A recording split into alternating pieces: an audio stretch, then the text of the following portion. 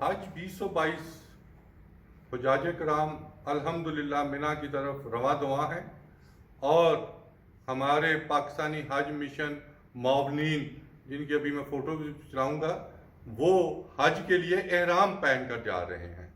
یہ معاونین پاکستانی قوم کو 31 لاکھ روپے میں پڑتا ہے۔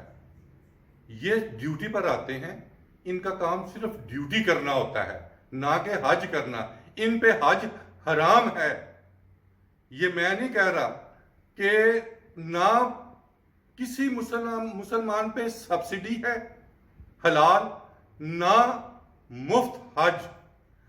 جو بھی ڈیوٹی پر آیا ہوا حاجی کے پیسوں سے، غریب عوام کے پیسوں سے حج کرے گا، اس کا حج شاید اللہ میاں کہتے ہیں کہ پرندہ بھی گزرے عرفات کے میدان سے، اس کا بھی حج ہوتا ہے، لیکن دوسروں کے پیسوں کا حج نہیں ہوتا۔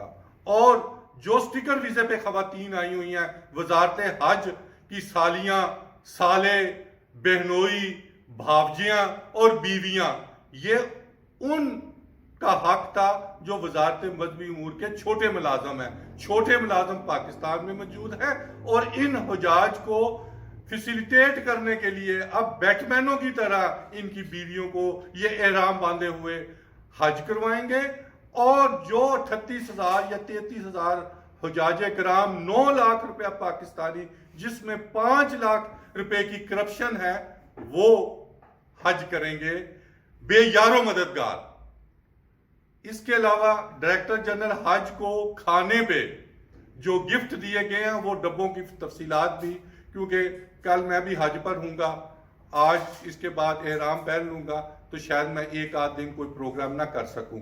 تو انشاءاللہ تعالی پہلے دن شیطان کو کنکریاں مارنے کے بعد ان شیطانوں کو منظر عام پر لایا جائے گا۔ شکریہ۔